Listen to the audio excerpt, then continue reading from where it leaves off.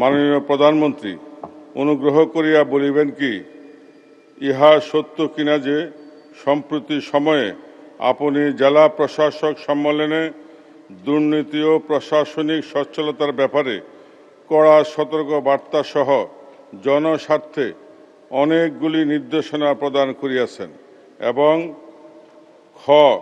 ক প্রশ্নের উত্তর হাঁ সূচক হলে জনস্বার্থে আপনার উক্ত নির্দেশনাসমূহ কি কি? মাননীয় স্পিকার, আপনাকে ধন্যবাদ। মাননীয় প্রধানমন্ত্রী। বিসমিল্লাহির রহমানির রহিম। মাননীয় স্পিকার, আপনাকে ধন্যবাদ। মাননীয় সংসদ সদস্য জনাব আবুল কালাম, আপনার প্রশ্নের জন্য আপনাকেও ধন্যবাদ। মাননীয় স্পিকার, বিষয়টি সঠিক। জেলা প্রশাসক সম্মেলন 2026-এর উদ্বোধন অনুষ্ঠানে জেলা প্রশাসক এবং কমিশনার বৃন্দ যারা উপস্থিত ছিলেন তাদেরকে কিছু নির্দেশনা দেওয়া হয়েছে সরকারের পক্ষ থেকে। বসুন্ধরা ডায়াপেন্ট এখন আরো উন্নত। এই hot air through top sheet দ্রুত শোষণ করে সোনামণিকে দেয় কোমল অনুভূতি। নির্দেশনাগুলি মোটামুটি নিম্নরূপ। মাননীয় স্পিকার, প্রশাসনিক কার্যক্রমে দক্ষতা, স্বচ্ছতা এবং জবাবদিহি নিশ্চিত করার চেষ্টা করা।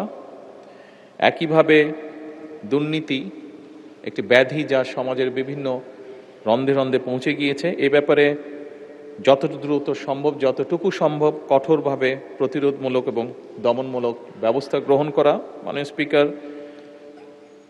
আমাদের সাধারণ মানুষ বিভিন্ন সময় বিভিন্ন কাজে জেলা প্রশাসকদের কাছে যেতে হয়, বিভিন্ন নানা কারণে জটিলতার সৃষ্টি হয়, তাদের কাজে বিলম্ব হয়। সেই জন্য অপ্রয়োজনীয় প্রশাসনিক জটিলতা পরিহার করে দ্রুত, বাস্তবসম্মত এবং জনস্বার্থ সংশ্লিষ্ট যে সকল সিদ্ধান্ত সেগুলো গ্রহণ করার জন্য তাদেরকে নির্দেশনা দেওয়া হয়েছে।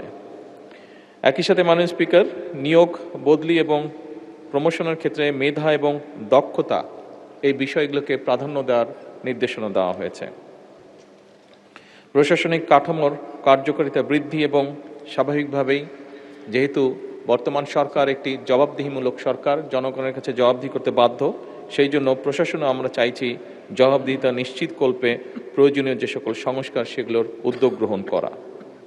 মানে স্পিকার, সেবা প্রদান ব্যবস্থাকে সময় পাল্টেছে, যুগ পাল্টেছে। সেবা প্রদান ব্যবস্থাকে সময় উপযোগী, দক্ষ, স্বচ্ছ এবং জবাবদিহিমূলক করার জন্য যত দ্রুত সম্ভব যে সকল জায়গায় সম্ভব প্রশাসনের, বিশেষ করে সেবা প্রদানের ক্ষেত্রে সেগুলোকে ডিজিটালাইজ রূপান্তর করার জন্য নির্দেশনা দেওয়া হয়েছে। এর মধ্যে অনেক জায়গায় কার্যকর ব্যবস্থাও গ্রহণ করা শুরু হয়ে গিয়েছে। মাননীয় স্পিকার, আইন শৃঙ্খলা বা আইনের লঙ্ঘনের যে সকল ঘটনা ঘটে সেগুলোর ব্যাপারে তাৎক্ষণিকভাবে আইন শৃঙ্খলা পরিস্থিতিকে নিয়ন্ত্রণে এনে যাতে আইন শৃঙ্খলা পরিস্থিতি বজায় থাকে, জনগণ যাতে নিরাপদ বোধ করতে পারে তার জন্য কঠোরভাবে ব্যবস্থা গ্রহণের নির্দেশনা দেওয়া হয়েছে। সরকারি সেবা, একটু আগে যেটি আমি উল্লেখ করেছি, এইগুলোর ক্ষেত্রে বিভিন্ন সময় প্রশাসনিক দফতরগুলোতে সাধারণ মানুষ বিভিন্নভাবে অনেক সময় হয়রানির শিকার হয়।